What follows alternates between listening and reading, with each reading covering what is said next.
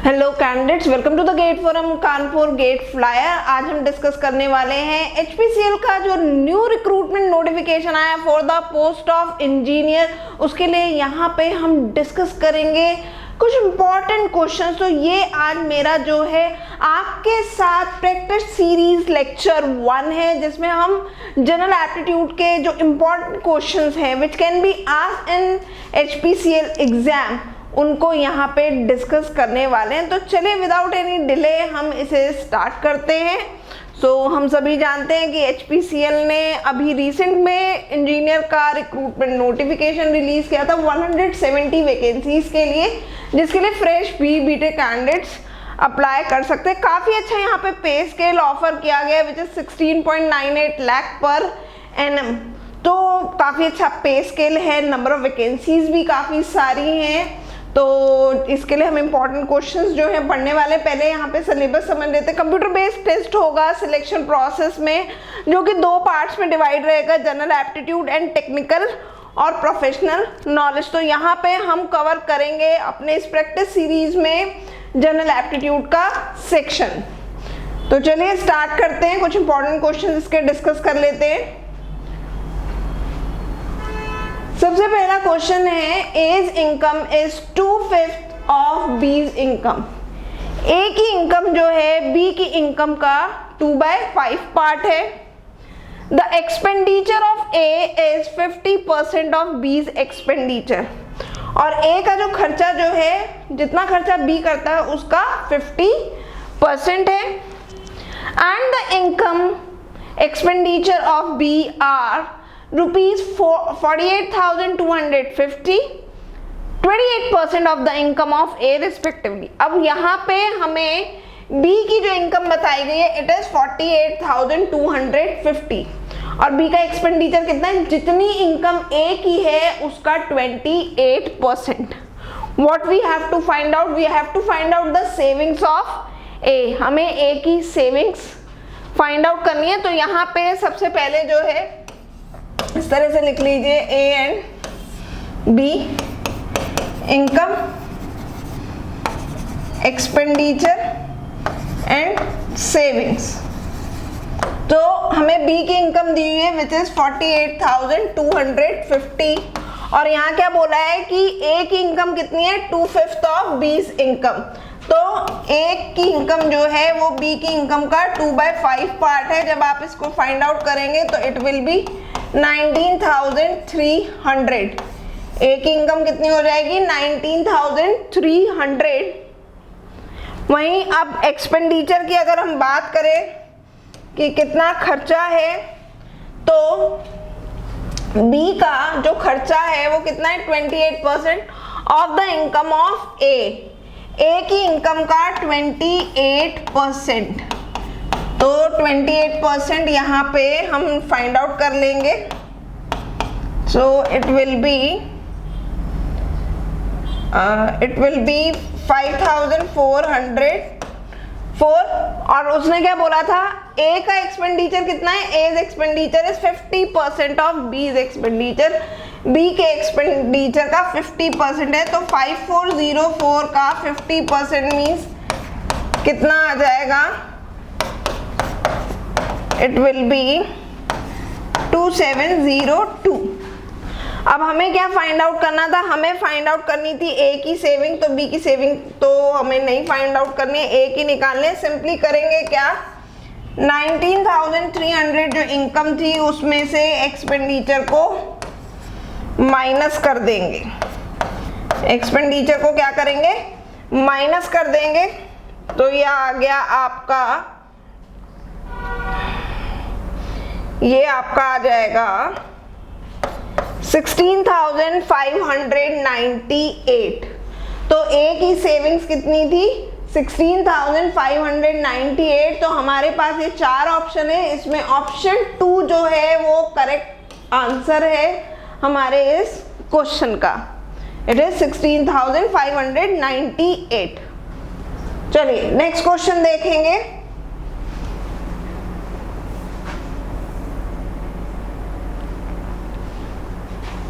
Next question है, the length of train A is 100 metre more than length of of a platform.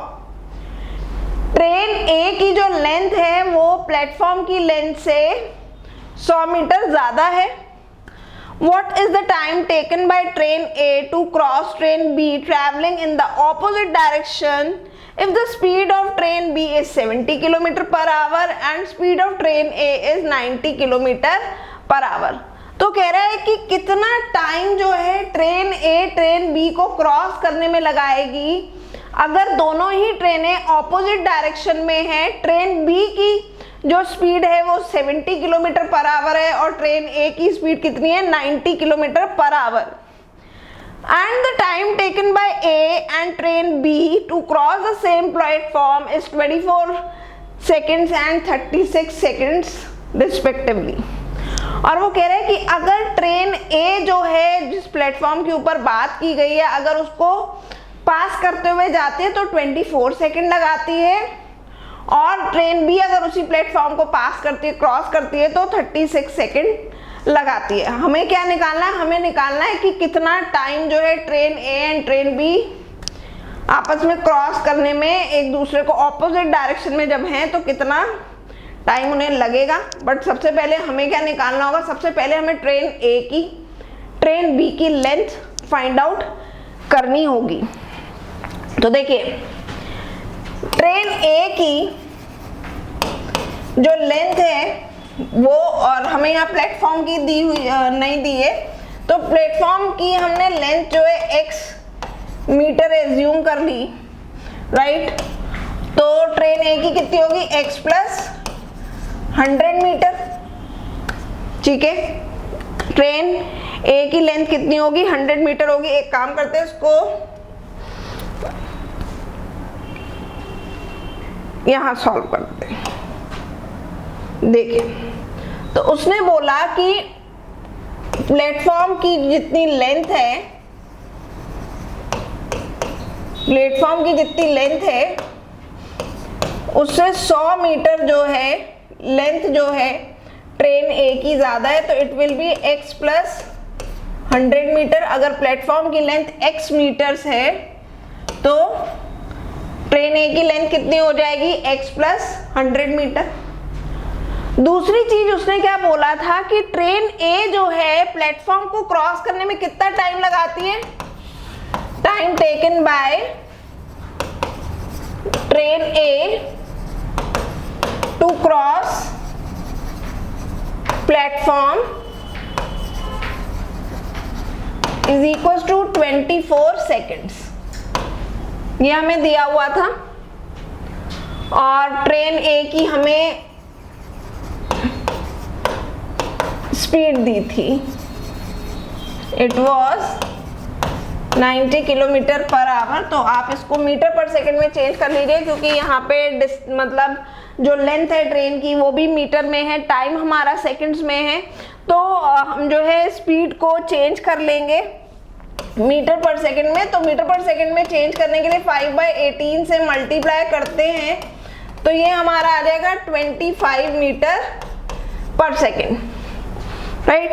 25 metre पर second आ जाएगा। इस वाले से हमें जो है लेंथ मिल जाएगी ट्रेन ए की। तो ये हमारा हो गया।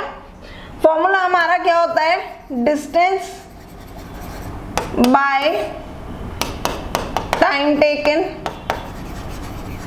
Equals to speed, right. तो डिस्टेंस हमारा है यहाँ पे प्लेटफॉर्म और ट्रेन का, क्योंकि लेंथ कंसिडर की जाती है x प्लस 100।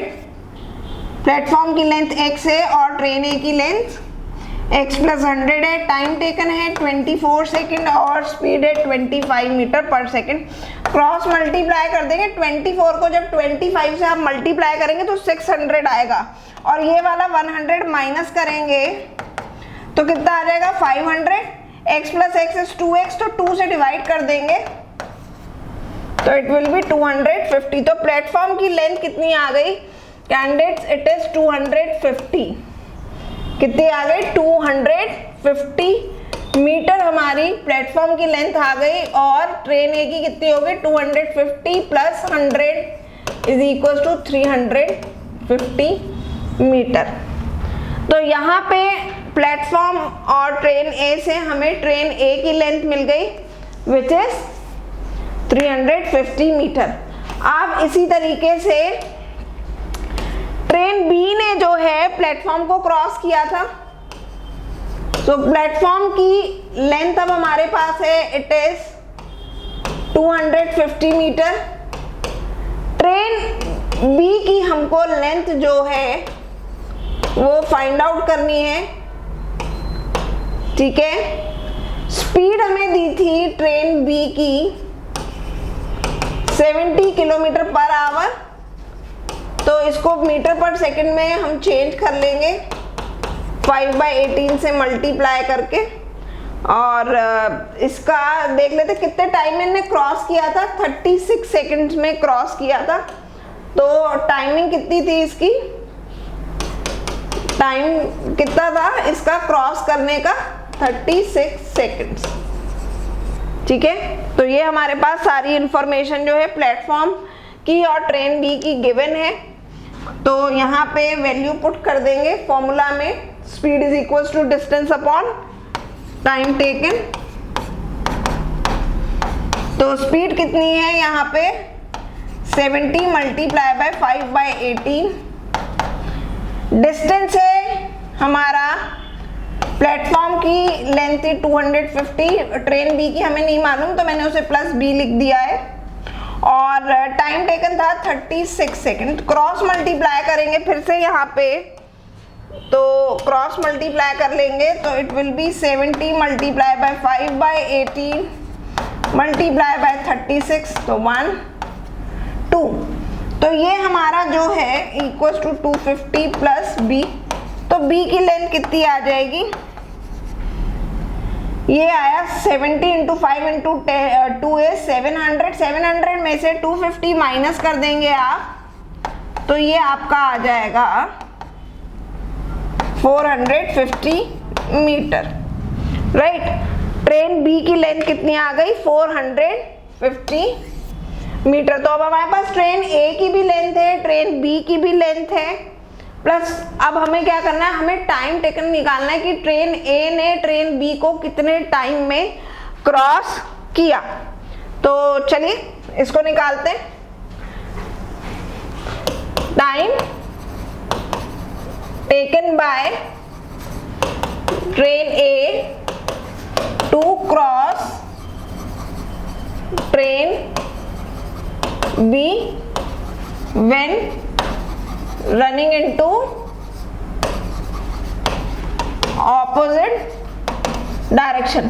तो ऑपोजिट डायरेक्शन में जब दो ट्रेनें जो है आपस में एक दूसरे को जब क्रॉस करते हैं तो रिलेटिव स्पीड का हमारा कंसेप्ट लगता है। हम क्या करते हैं, अगर ऑपोजिट डायरेक्शन में कोई दो मूविंग ऑब्जेक्ट है तो हम क्या करते हैं, उनकी स्पीड को प्लस कर देते हैं। सेम डायरेक्शन में होता है तो माइनस करते हैं, लेकिन जब ऑपोजिट डायरेक्शन में होते हैं दो moving objects, then the speed will be added.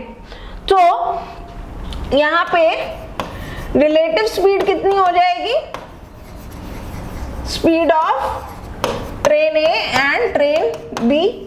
Train A की स्पीड थी 90, ट्रेन बी की स्पीड थी 70, इन दोनों को प्लस करेंगे 160 था किलोमीटर पर आवर, ठीक है। इसको मीटर पर सेकंड में चेंज करने के लिए 5/18 से मल्टीप्लाई कर देंगे, राइट। टाइम टेकन हमें निकालना है, डिस्टेंस कितना है, ट्रेन ए की जो लेंथ थी इट वाज 350, ट्रेन बी की 450 थी। डिनोमिनेटर में 160 मल्टीप्लाई बाय 5/18, तो ये रेसिप्रोकल हो जाएगा। पहले 350 एंड 450 को प्लस कर लीजिए, it will be 800 multiply by 18 160 by 5। तो इस देखिए ये पूरा कैंसिल हो जाएगा, आपका आंसर आ जाएगा 18 सेकंड्स।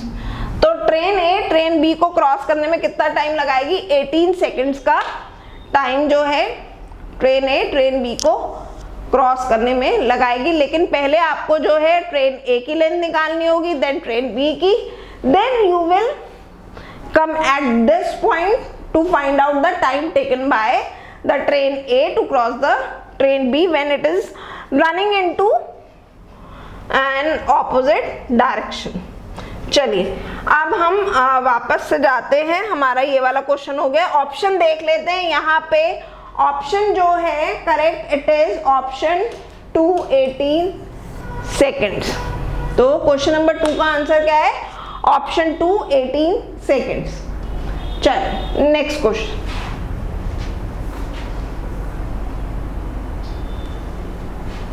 नेक्स्ट क्वेश्चन हमें यहाँ दिया है, a dealer used a faulty weighing machine and measure 950 gram instead of 1 kg and claims he sell his goods at cost price, his profit percentage is.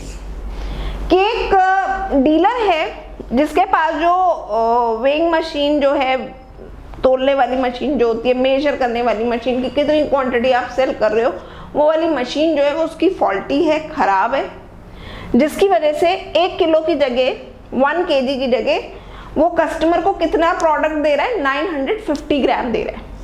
Basically उसको कितना देना चाहिए? 1000 ग्राम देना चाहिए। 1 kg is equal to 1000 gram, but he is giving 950 gram. तो और जो है क्लेम करता है कि जो भी वो गुड्स सेल कर रहा है वो कॉस्ट प्राइस पे सेल कर रहा है। तो ऐसे में उसका प्रॉफिट परसेंटेज कितना है? तो प्रॉफिट परसेंटेज यहां पे जब हमें निकालना होता है तो हम क्या करते हैं? एक्चुअल, नॉट एक्चुअल, क्या करेंगे?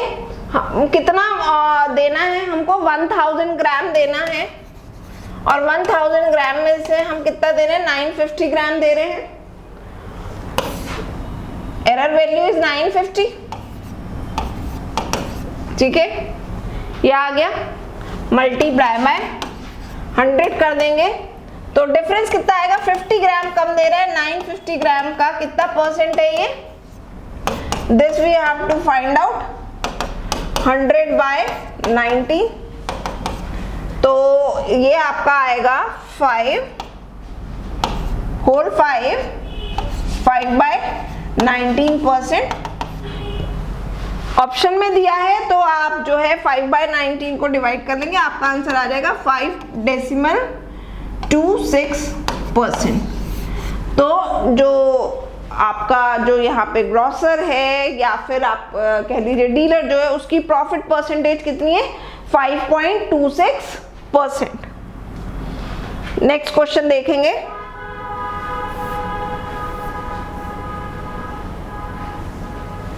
Question number 4। 2 marbles are drawn in succession from a box containing 10 red, 30 white, 20 blue and 15 orange marbles। कि एक बॉक्स में कुछ मार्बल्स हैं डिफरेंट कलर्स की, और बता रखे हैं कि कितनी मतलब वो हैं, मतलब रेड कलर की 10 है, वाइट कलर की 30 है, ब्लू कलर की 20 एंड ऑरेंज कलर की 15 मार्बल्स हैं। Find the probability that the first drawn marble is red and the second drawn marble is white. अब वो कह रहे हैं कि आप प्रोबेबिलिटी निकालें कि जो पहले मार्बल निकाली गई वो जो है रेड कलर की थी, और जो उसके बाद जो आपने दूसरी वाली निकाली मार्बल वो व्हाइट कलर की थी, इसकी क्या प्रोबेबिलिटी होगी? तो रेड वाली देख लेते हैं। रेड कलर की हमारे पास 10 है मार्बल्स, और टोटल मार्बल्स कितनी है? 10 प्लस 30 40, 40 प्लस 20 60, 60 प्लस 15 75, टोटल 75 है, राइट।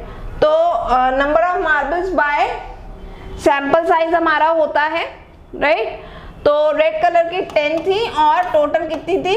75, ठीक है। इतनी हमने रेड मार्बल्स निकाली है फर्स्ट टाइम में। दूसरी हमने क्या निकाली है? व्हाइट निकाली, तो व्हाइट हमारी 30 थी और टोटल कितनी थी? 75। जो चीज इसमें से रिड्यूस हो रही है उसको रिड्यूस कर दीजिए 5 जिस भी टेबल से। ये 5 के टेबल से हो रहा है 6 by 15, then 2 by 5, so it will be 4 by 75। तो क्या प्रोबेबिलिटी आई हमारी रेड एंड व्हाइट मार्बल निकालने की? It is 4 by 75। तो यहाँ पे भी हमारा ऑप्शन 2 जो है वो राइट आंसर है क्वेश्चन नंबर 4 का। तो अभी तक हमने 3 डिफरेंट जो है प्रॉब्लम्स करी। सबसे पहले हमारा जो क्वेश्चन था वो आपका इट इज ऑफ, हमारा था इनकम और प्रॉफिट एंड लॉस से ही रिलेटेड था, परसेंटेज से, देन ट्रेन स्पीड डिस्टेंस का, then profit and loss, now it is probability. तो these topics are very important, practice इनके लिए रेगुलर चाहिए होगी आपको, तो प्रैक्टिस करते रहिए, क्योंकि यहाँ पे जो हम डिस्कस कर रहे हैं हम वो क्वेश्चंस कर रहे हैं कि जिस तरीके के क्वेश्चन उस पर्टिकुलर टॉपिक से जो है पूछे जाते हैं हम उन क्वेश्चंस की कर रहे हैं, सारे नहीं, हम टॉपिक वाइज नहीं कवर अप कर रहे हैं, हम इंपॉर्टेंट कर रहे हैं। तो जितने भी टॉपिक्स आप इन क्वेश्चंस में देख रहे हैं उनकी बहुत अच्छे से प्रैक्टिस की रिक्वायरमेंट है, राइट। तो उनको बहुत अच्छे से कीजिए, तभी जो है आप जो है एग्जाम में पेपर लगा पाएंगे। और जो भी हम डिस्कशन आपके साथ कर रहे हैं उस वीडियो को पूरा देखिए शुरू से लेके आखिर तक, जिससे आपको एक एग्जैक्ट आइडिया हो सके कि किस तरीके के क्वेश्चन जो है वो पूछे जाते हैं, राइट। तो चलिए अगला क्वेश्चन देखते हैं। There are two numbers in the ratio 5:3. If the difference between the two numbers is 22, find the larger number. दो नंबर हैं और उन दो नंबर का रेशियो क्या है, 5:3 है, और उन दोनों नंबर का डिफरेंस इज 22। दोनों के बीच में जो डिफरेंस है वो कितना है, 22 का डिफरेंस है। फाइंड द लार्जर नंबर, तो जो बड़ा नंबर है उसे फाइंड आउट कीजिए। तो देखिए आपने let the number be x, ठीक है ना, तो ये कितना हो जाएगा, जो लार्जर नंबर होगा दैट विल बी 5x, और दूसरा नंबर क्या हो जाएगा, 3x हो जाएगा, क्योंकि रेशियो में दिया है, हमें नंबर तो बताया नहीं है। तो let the larger number be 5x and the smaller number be 3x। फिर क्या बोला है, डिफरेंस कितना है दोनों नंबर्स में, 22 का। तो 5x में से जब 3x माइनस करेंगे तो it will be equal to 22। 5x minus 3x is 2x, x is equal to 22/2 means 11। हमें क्या फाइंड आउट करना है, लार्जर नंबर निकालना है। लार्जर नंबर हमारा क्या था, 5x था, तो 5 मल्टीप्लाई बाई 11 इज 55। तो जो लार्जेस्ट नंबर है इट इज 55। x की वैल्यू मिल गई, x की वैल्यू पुट कर दीजिए 5x में, you will get 55। तो यहाँ पे option 1 is correct for question number 5, it is 55। बहुत सिंपल सा क्वेश्चन था रेशियो का। तो आप देखेंगे पेपर में जब कि कुछ क्वेश्चन जो होंगे वो ऐसे होंगे कि बहुत फटाफट बिल्कुल आपको देखते ही समझ में आ जाएंगे और तुरंत सॉल्व हो जाएंगे, लेकिन कुछ क्वेश्चन ऐसे भी मिलेंगे जो टाइम टेकिंग होंगे। तो ये उस समय आपको डिसाइड करना है कि क्या आपके पास इतना टाइम है कि आप उस पर्टिकुलर क्वेश्चन को जो थोड़ा लेंदी है उसे उतना टाइम आप डिवोट कर सकते हैं, क्योंकि यहाँ पे मैटर करता है टाइम मैनेजमेंट। एग्जाम में टाइम मैनेजमेंट भी होनी चाहिए, प्लस आपकी स्पीड भी होनी चाहिए, एज वेल एज जो आप क्वेश्चन अटेम्प्ट करें उसमें आपकी एक्यूरेसी वो बहुत ज्यादा मायने रखती है। तो इन तीनों चीजों को आपको ध्यान में रखना होगा, उसी के अकॉर्डिंगली बैलेंस जो है बनाना होगा अपना पेपर जो है सॉल्व करते समय। चलिए अगला क्वेश्चन यहाँ पे हम देखते हैं। 2 bowlers A and B take average wickets of 28 and 34 in a series of 8 and 12 matches। अब दो बॉलर है, bowler A and bowler B। Bowler A ने 8 मैचेस खेले और उसकी एवरेज कितनी आई, 28 आई पर मैच में, और बॉलर बी ने 12 मैचेस खेले और उसकी एवरेज कितनी थी विकेट्स की, 34 थी। If they took 5 wickets in the 9th and 1 wicket in the 13th match, then the average number of wickets of both the bowlers is। अब वो कह रहे हैं कि अगर बॉलर ए जो है वो 9th मैच खेलता है और 9th मैच में 5 विकेट लेता है, वहीं बॉलर बी जो है अपने 13th मैच में 1 ही विकेट लेता है, तो ऐसे में इन दोनों बॉलर्स की विकेट लेने की क्या एवरेज है, that you have to find out. देखिए यहाँ बॉलर ए लिख लिया। बॉलर ए ने पहले हम फाइंड आउट कर लेते कि टोटल कितने विकेट्स लिए। 28 विकेट लिए हैं 8 मैचेस में। 28 is an average number of wickets. तो एवरेज विकेट्स उसने कितने लिए, 28 इंटू 8 कर देंगे, जिससे हमें मिल जाएगा 8 मैचों में उन्होंने टोटल कितने विकेट्स लिए। प्लस उन्होंने 9th मैच में कितने विकेट लिए, 5 लिए। तो यहाँ पे हमारे पास आ जाएगा टोटल 9 मैचों में, 9 मैचेस में। यहाँ पे अपने लिए चाहे तो लिख लीजिए यहाँ ब्रैकेट में टोटल कितने मैच हो गए, 9, 8 और एक ये वाला, ठीक है ना। 1 से मल्टीप्लाई नहीं कर रही हूँ, 5 1 जा 5 ही होता है, ठीक है। तो यहाँ पे 9 मैचेस में उसने टोटल कितने विकेट लिए वो हमारा यहाँ पे आ जाएगा। तो ये हो गया आपका 224 प्लस 5 229 विकेट्स जो है वो बॉलर ए ने लिए। इसी तरीके से बॉलर बी के निकाल लीजिए। बॉलर बी ने एवरेज विकेट लिए थे 34 और टोटल मैचेस कितने थे, 12 थे। तो 34 इंटू 12 प्लस 13th मैच में उसने सिर्फ एक ही विकेट लिया। तो 34 को 12 से मल्टीप्लाई करेंगे तो यहाँ पे आ रहा है 12 4 जा 48, 12 3 जा 36 प्लस 4 40, तो इट इज 409, राइट। और इसने कितने मैच खेले इस तरीके से, 12 मैच ये और एक ये वाला मैच, तो 12 प्लस 1 13। टोटल मैच इन दोनों के मिलाकर के कितने हो गए, 13 प्लस 9 22 मैचेस। और टोटल रन कितने हो गए, एवरेज निकालने के लिए, सॉरी रन्स नहीं, विकेट्स निकालने के लिए क्या करेंगे, जो विकेट्स हैं वो प्लस कर देंगे दोनों की, क्योंकि दोनों की एवरेज जो है साथ में निकालनी है। सो इट विल बी 638 विकेट्स। दोनों ने मिलकर के जो है 22 मैचेस में कितने विकेट्स लिए, 638 लिए। तो एवरेज कितनी होगी, total number of wickets divided by number of matches. इसको आप जो है रिड्यूस करके देख लीजिए, right. So it will B 29 wickets, ठीक है। एवरेज कितनी है दोनों की, 29 wickets. Option A is the right answer. Question को ध्यान से पढ़िए, समझिए कि लैंग्वेज क्या है। क्वेश्चन की लैंग्वेज समझना बहुत जरूरी है। लैंग्वेज सही से समझेंगे तो सही से जो है आप इक्वेशन जो है फॉर्म कर पाएंगे, राइट। चलिए अगला, in what ratio must water be mixed with milk to gain 20% by selling the mixture at cost price? कि किस रेशो में जो है पानी को दूध में मिलाया जाए, पानी को आप दूध में किस रेशो में मिलाएं कि जब आप कस्टमर से कहे कि मैंने आपको जो दूध बेचा है वो कॉस्ट प्राइस पे बेचा है, बट एक्चुअली आपको उस मिक्सचर को सेल करने में कितना प्रॉफिट हो रहा हो, 20% प्रॉफिट आपको हो रहा हो, राइट। तो दो चीजें हैं यहाँ पे, एक है मिल्क और एक है आपका वाटर।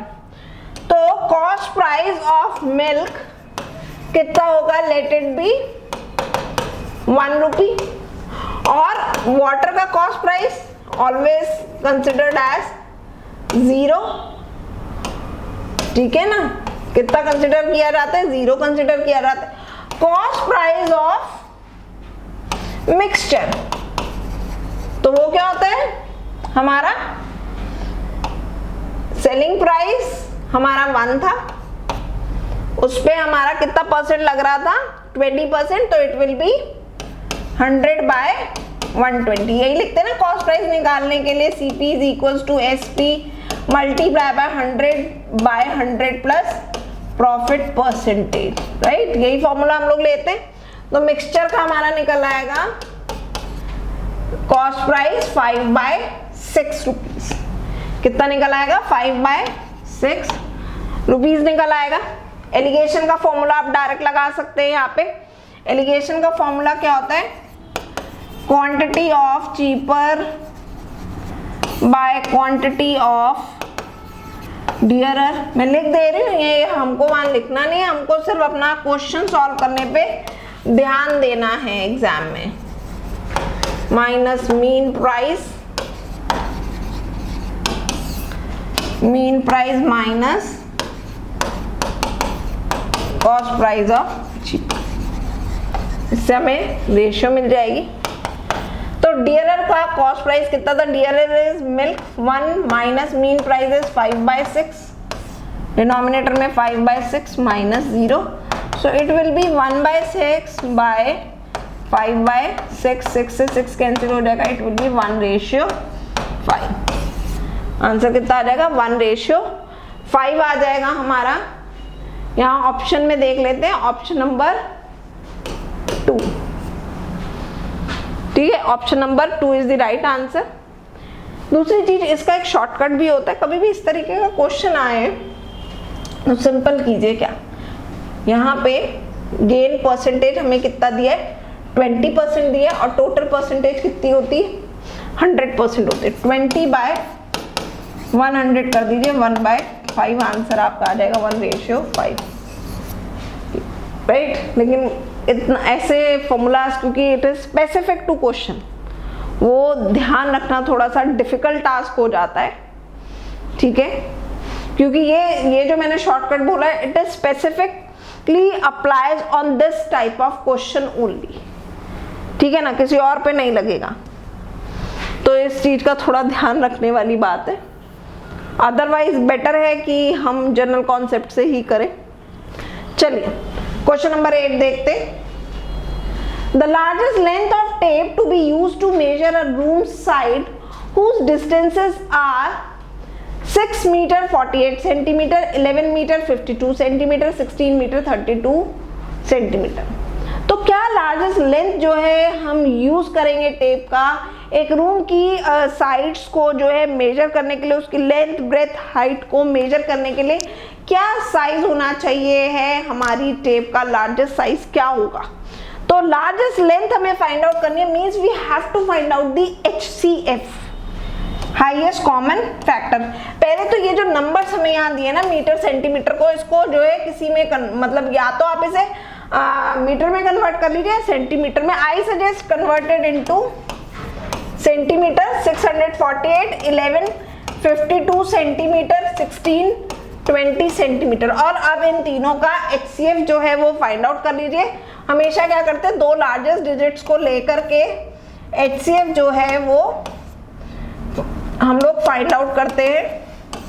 1 पे जाएगा, यहाँ पे हमारा आ जाएगा 8, यहाँ आपका आ गया 6, 468, 1152, 2 पे चला जाएगा, 468 को 2 से मल्टीप्लाई करेंगे, 1693, फिर यहाँ पे आया हमारा 6, 216, 468, 2 से किया 432, 6, 336, 2166।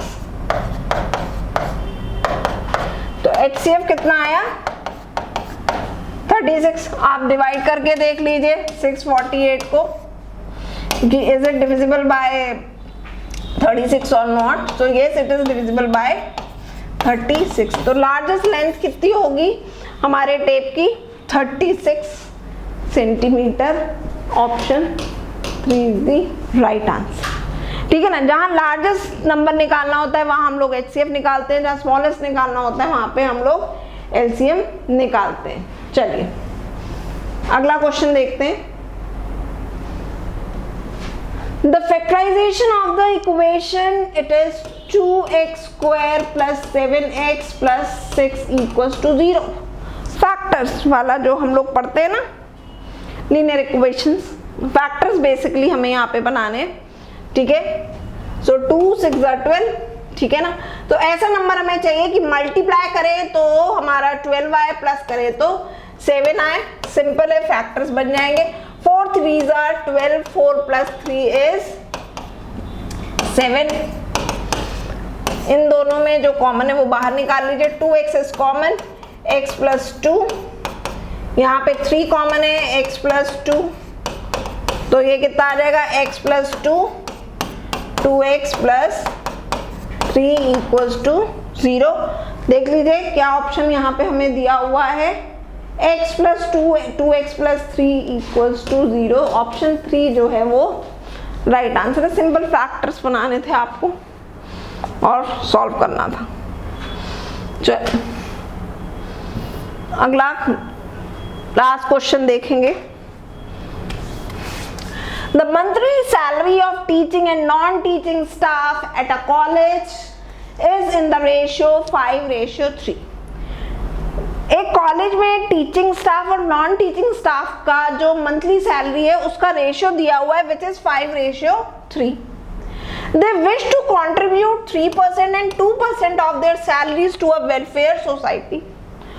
और जो टीचिंग स्टाफ है और नॉन टीचिंग स्टाफ है, they wishes to contribute part of their salary, कुछ पार्ट वो अपनी सैलरी का कंट्रीब्यूट करना चाहते हैं वेलफेयर सोसाइटी को। टीचिंग स्टाफ 3% करेगा पर मंथ और नॉन टीचिंग स्टाफ 2% करेगा। If each non teaching staff member contributes ₹390, अगर टीचिंग स्टाफ जो है वो 390 रुपीज जो है मतलब पर पर्सन जो है वो डिपॉजिट करता है और कंट्रीब्यूट करता है, डोनेट करता है, then the teaching staff salary is. तो हमें जो है टीचिंग स्टाफ की सैलरी फाइंड आउट करनी है। तो पहले हम क्या करेंगे, क्योंकि यहाँ पे हमें ये मालूम है कि 2% जो है नॉन टीचिंग स्टाफ जो है कंट्रीब्यूट कर रहा है विच इज इक्वल टू 390। ठीक है, सो salary of non teaching staff, let it be x, so 2% of x is equals to ₹390। तो x की वैल्यू कितनी आ जाएगी, 390 multiply by 100/2, it will be 19,500। Non teaching staff की सैलरी कितनी है, 19,500। अब टीचिंग स्टाफ और नॉन टीचिंग स्टाफ की सैलरी का हमें रेशियो दिया हुआ है, राइट। टीचिंग स्टाफ और नॉन टीचिंग स्टाफ की जो है सैलरी का रेशियो कितना है, इट इज 5/3। इसको इक्वल कर लीजिए। टीचिंग स्टाफ का हमें नहीं मालूम कितनी सैलरी है, नॉन टीचिंग स्टाफ की 19,500 है। इसके इस तरीके से लिख लीजिए, क्रॉस मल्टीप्लाई कर लीजिए। क्रॉस मल्टीप्लाई करेंगे तो टीचिंग स्टाफ की सैलरी हमारी निकल आएगी 19,500 मल्टीप्लाई बाय 5/3, कैंसिल करेंगे 6,500। और जब 6,500 को 5 से मल्टीप्लाई करेंगे तो इट विल बी 32,500। सो जो टीचिंग स्टाफ है उसकी सैलरी कितनी है, 32,500। तो आंसर क्या आया हमारा, ऑप्शन ए। क्वेश्चन नंबर 10 का आंसर है ऑप्शन ए। तो बहुत सिंपल से क्वेश्चंस थे जिनको हमने यहाँ पे डिस्कस किया। फिर भी कहीं कोई आपका अगर डाउट रह जाता है तो आप कमेंट सेक्शन में लिख सकते हैं, या फिर आप हमें हमारे व्हाट्सएप नंबर पे भी जो है कांटेक्ट कर सकते हैं, उस पर भी अपने डाउट्स भेज सकते हैं। साथ ही साथ यहाँ पे ये भी बताना चाहूंगी कि GATE forum Kanpur in association with iGate, we are offering course for your preparation for GATE from the branch Data Science and Artificial Intelligence। जो न्यू ब्रांच अभी एड ऑन की गई है उसके लिए हमने अपना रिसेंटली बैच स्टार्ट किया है। 23 अगस्त से शाम 6 बजे यहाँ पे हम कवर अप करेंगे आपका Python, and this will be taken up by the doctor RPS Chauhan who has an experience of more than 24 years in GATE teaching, right? तो स्टिल आपको अगर ज्वाइन करना है तो आप हमारे दिए गए नंबर्स पे कांटेक्ट कर सकते हैं, राइट। इट इज 0512402544 एंड 9839234875 पे आप हमें कांटेक्ट कर सकते हैं if you wishes to give your exam of GATE from data science and artificial intelligence, right. एक ग्रोइंग फील्ड है आगे आने वाले टाइम में, तो आप इसके लिए सोच सकते हैं। तो चलिए, still good luck candidate, stay tune to the GATE forum Kanpur GATE flyer.